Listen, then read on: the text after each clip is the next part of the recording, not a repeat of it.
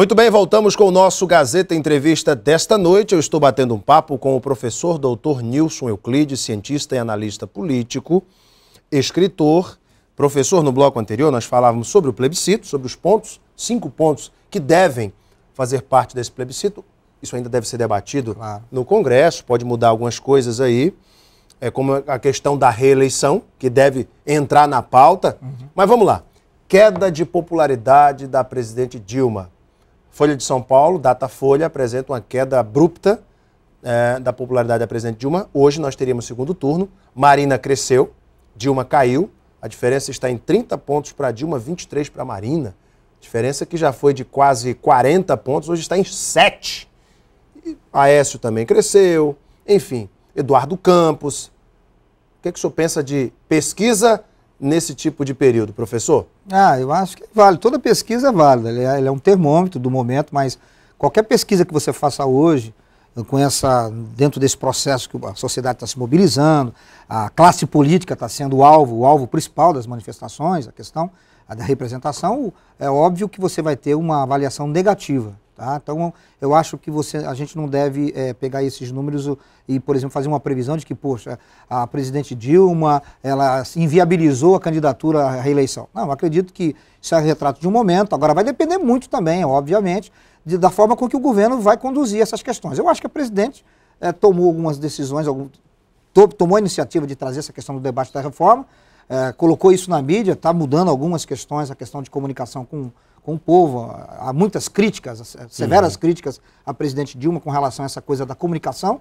Eu acho que ela está revendo isso. E com relação à ascensão dos demais candidatos, é natural. Claro que a Marina representa, dentro desse contexto, aquela figura, né, que tem a bandeira da ética, tá, que coincide exatamente com essa população mais jovem. E eu aqui não atentei e não vi os detalhes da pesquisa que a Datafolha fez, tá? Para que a gente pudesse, por exemplo, quantos a faixa etária... A rejeição daqui aumentou. Isso, tal. Então, mas eu acho que, nesse momento, a pesquisa é importante para a gente avaliar, até mais para o governo, repensar um pouco o papel que ele está tendo dentro desse processo, mas nada que possa nos afirmar, por exemplo, que, pronto, o ano que vem, então, inviabilizou a candidatura. Não acredito nisso, não. Eu acho que isso é um quadro que pode mudar, dependendo do processo, do que vai acontecer daqui para frente. Pergunta dos internautas, professor. O Messias da Silva faz a seguinte pergunta. Boa noite, senhores. Gostaria de saber do professor Nilson se essas manifestações que estão se tornando, inclusive, badernas, vão afetar de alguma forma as eleições do ano que vem. E quem se beneficiou, quem ficou mal visto em relação ao sumiço do Lula e para aparecer com o tal de herói, o salvador da pátria.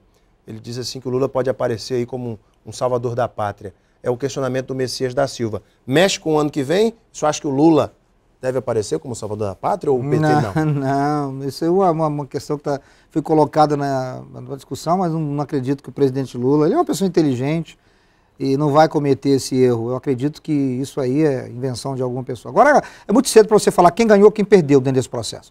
Eu acho que todos os governos, em geral, quem está governando hoje, seja o município, estado ou, no caso, o governo federal, sofreu um impacto, isso não há a menor dúvida. Se você fizer uma pesquisa de intenção de voto com todos os governadores, você vai ver que houve uma queda na popularidade. Aqui no Acre, eu não sei se... Provavelmente o governo já tem encomendado pesquisa interna e deve estar acompanhando isso daí. Então isso aí é uma coisa que você... um efeito de todas essas mobilizações. Agora, daí você, por exemplo, dizer que a oposição ao governo, tanto no Estado como no governo federal, vai ganhar alguma coisa ou não, o governo vai perder ou vai ganhar, é muito cedo ainda. É o que eu estou te dizendo. A única coisa que os políticos têm que entender, os governos e os partidos de oposição, e aí a mensagem é clara, é para a Marina, caso seja candidata, ao Eduardo Campos, ao Aécio, e a presidente Dilma também, que é candidata à reeleição, que o povo reencontrou a rua como espaço de manifestação, como espaço de mobilização. E isso é muito importante. Eu acho que um erro que os partidos cometeram nas últimas 4, 5 eleições, nos últimos 20 anos, a partir da eleição para presidente lá em 89 e 90, de lá para cá, a publicidade, o marqueteiro monopolizar a questão das eleições. Eu acho que os partidos e os candidatos agora precisam repensar e precisam colocar agora a cara. Quer dizer, eu acho que essa questão da reforma política passa também por isso. As eleições brasileiras são caras por quê? Porque os programas eleitorais são muito caros. imagens, pessoas que são contratadas para passarem mensagem. Então isso tudo faz parte de um enorme mundo imaginário que a publicidade provoca, que cria. Então isso eu acho que vai fazer com que os partidos, essas mobilizações, fiquem mais atentos com isso. E a mensagem dos candidatos seja uma mensagem mais objetiva. Sobre essa questão do Volta Lula, que foi, inclusive hoje em Leipzig, na Alemanha, o presidente estava numa reunião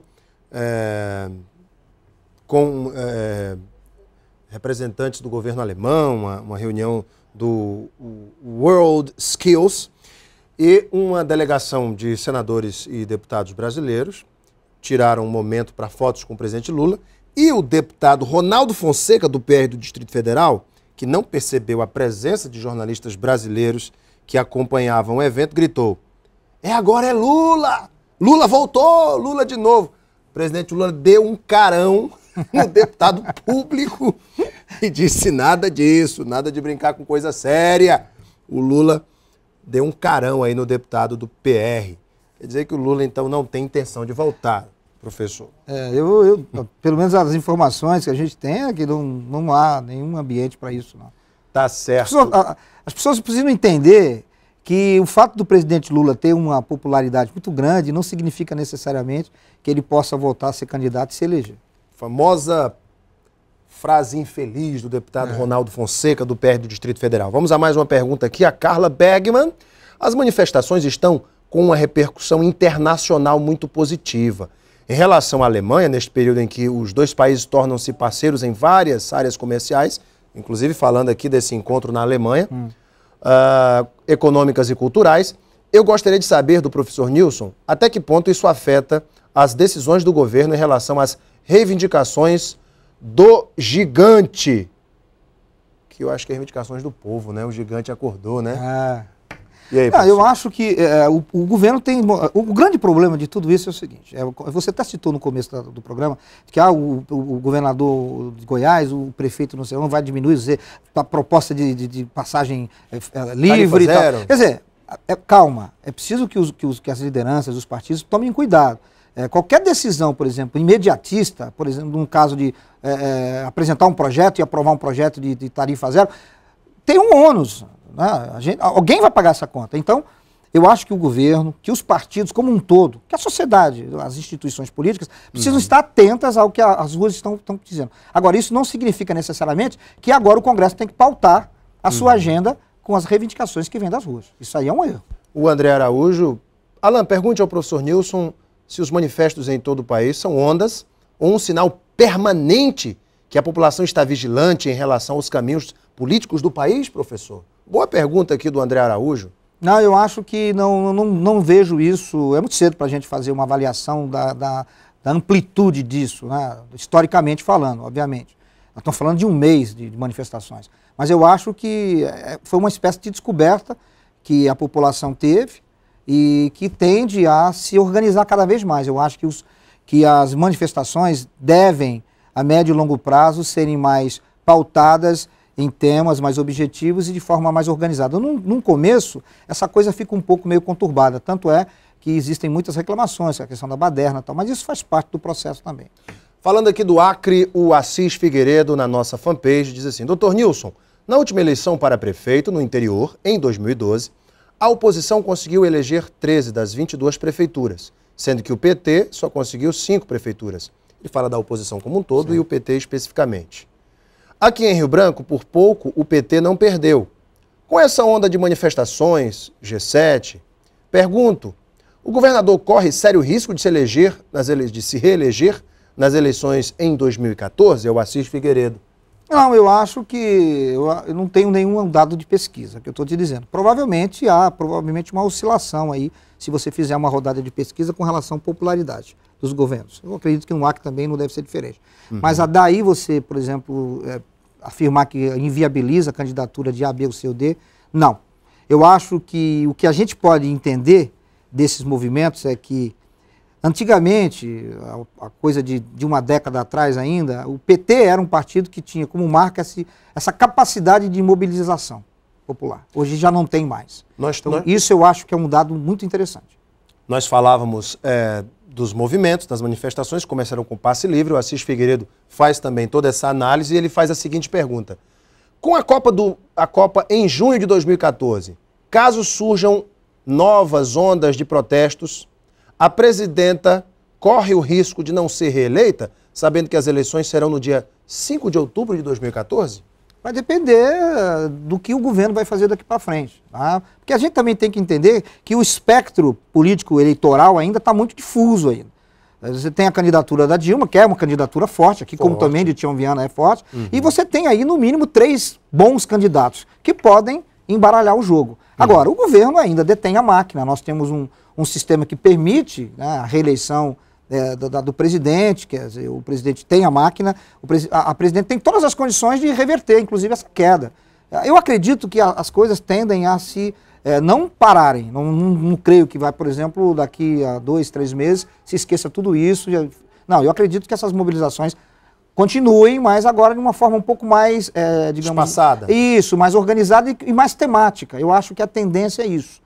Se descobriu que existe um mecanismo, que há espaço para essas mobilizações. Que essa pressão funciona. Funciona em determinados assuntos. Eu acho que isso é importante no comportamento dos nossos representantes, que agora eles estão muito mais preocupados com isso, com esse vazamento, por exemplo, do comportamento de candidato A, de representante A, B ou C. Então isso faz com que o político fique um pouco mais preocupado e procure ter uma atividade parlamentar um pouco mais ética, mais compromissada. Esses movimentos aqui no Acre também tomaram corpo e os mesmos líderes do Dia do Basta, o Gabriel e toda a sua coordenação ali, levaram outros manifestos, principalmente aos deputados. E um desses manifestos é a PEC, os estudantes, os jovens principalmente, são contra a pensão para ex-governador. E esse debate hoje toma conta da Assembleia Legislativa. Deputados da base governista, inclusive o ex-líder do governo e atual vice-presidente, primeiro vice-presidente Moisés Diniz, assinaram a PEC para derrubar essa medida, esta pensão, que é considerada pela OAB e pela ASMAC inconstitucional. Inclusive, deputados governistas assinaram aí o abaixo-assinado para derrubar essa pensão de ex-governador, essa PEC, na verdade, né? A proposta da PEC. E aí, professor Nilson Euclides, os deputados estão ouvindo a voz das urnas, do lado do governo diz não, os deputados mesmo da base estão sendo oportunistas, e do lado da oposição não, os deputados estão ouvindo a voz das urnas, isso é importante, a voz das ruas. E o senhor, o que o senhor pensa disso? Cara, eu acho que tem de tudo um pouco. É claro que a gente não pode fazer julgamento de valor aqui, mas eu tenho certeza que no grupo de deputados que dão apoio ao governo, existem deputados que estão realmente ouvindo o que a população está pedindo, entendem isso, que isso é uma decisão importante. Também existem deputados também que estão aproveitando, não estou bem. Aproveitando a onda, vou votar também, vou assinar, porque isso vai me cacifar politicamente, vai me dar respaldo. Vou ganhar esses votinhos aqui. Então, de tudo tem pouco, mas eu acho que na maioria... o que realmente está comandando é esse sentimento das urnas, essa coisa que a população está dizendo, olha, chega, né? Vamos começar a pensar a democracia, a pensar a sociedade brasileira de uma forma um pouco mais séria. Então eu acho que isso, de certa forma, influencia, sim. Agora, a opinião de associações, de magistrados com relação à inconstitucionalidade, eu acho que só faz fortalecer a mobilização das massas. Né? Das massas. Professor, para a gente finalizar, outro tema polêmico, a PEC 280, se eu não me engano, prevê a redução do número de deputados federais, de 513 para 250. O senhor acha que é uma boa medida ou isso enfraquece o poder do parlamento? Não. O que enfraquece o poder do parlamento são partidos fracos e é uma sociedade não organizada. Quando você tem instituições democráticas, que são instituições fortes, que o povo confia, e você tem partidos fortes, você tem um parlamento forte. Eu acho que o número de deputados no Brasil é excessivo. Assim como acho também que existem algumas distorções em relação à representação. Por exemplo, você tem o estado de São Paulo, que tem 77 deputados, você tem o Acre, que tem 8, alguns acham que deveria ter menos, o São Paulo deveria ter um pouco mais, enfim. Eu acho que toda essa discussão ela é positiva no seguinte sentido. Vamos repensar o Brasil, vamos pensar a questão do mapa da representação no Brasil. Se os 520 e tantos deputados... 513 deputados é muito. Qual é o número ideal? Eu acho que 513 é muito, mas 250 também não me parece ser um número muito acertado. Algo em torno de... Não precisa fazer conta, a gente precisa saber que cada deputado representa o quê, que distrito, que tipo de voto nós vamos ter, qual a relação que esse deputado vai ter com o seu estado, com sua base. Então é preciso pensar tudo isso. Mas eu acredito que o número de deputados no Brasil, da forma que é também, o próprio sistema do Brasil... fragilidade dos partidos políticos. É excessivo, sim. Gente, eu tive aqui o prazer de receber para um bate-papo sobre política, sobre tudo que acontece hoje no Brasil, o sempre inteligente professor Nilson Euclides. Professor, muito obrigado. Prazer é sempre meu. Prazer é nosso. Para vocês de casa que nos acompanharam, muito obrigado pela audiência e o carinho. Um beijo imenso a todos, fiquem com Deus no coração e até amanhã.